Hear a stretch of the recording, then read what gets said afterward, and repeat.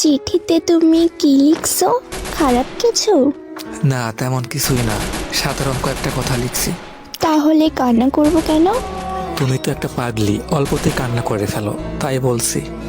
আচ্ছা যাই হোক, রেহানা, তুমি কি জানো আমার সবচেয়ে বেশি মন খারাপ কখন হয়? কখন? তোমার চোখের পানি দেখলে।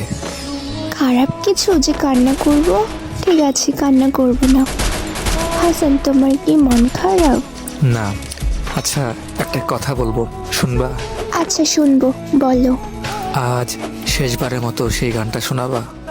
শেষবার বলতেছো কেন? এরপর থেকে আমি আর শুনতে চাইবো না, তাই। কেন? আরে আজকের পর থেকে রেগুলার তুমি নতুন নতুন একটা করে গান শোনাবা।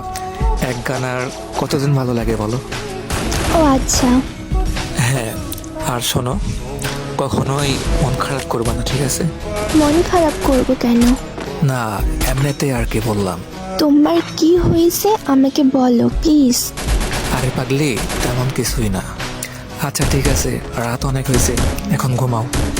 আচ্ছা ঠিক আছে, তুমি ঘুমাও। আচ্ছা শোনো, বলো। অনেক ভালোবাসি তোমাকে। আমিও তোমাকে অনেক ভালোবাসি। পরদিন সকালে রেহানা তার বান্ধবীকে নিয়ে হাসানদের বাসায় যায়। যাওয়ার পরে দেখে বাসায় অনেক ভিড়, আর সাদা কাফনে জড়িয়ে কে জানে শুয়ে আছে। রেহানা জিজ্ঞেস করলো, এইটা কে? একটু পরে পাশ থেকে কে যেন উত্তর দিল, এটা হাসান, ও আর এই পৃথিবীতে নেই। এইটা শোনার পর রেহানা একটা চিৎকার দিয়ে ওইখানে জ্ঞান হারিয়ে ফেলে।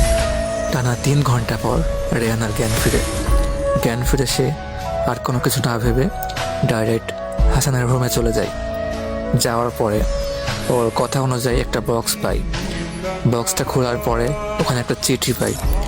চিঠিটা পাওয়া মাত্র চিঠিটা খুলে পড়া শুরু করে। চিঠিতে লেখা ছিল, রেহানা, আমি জানি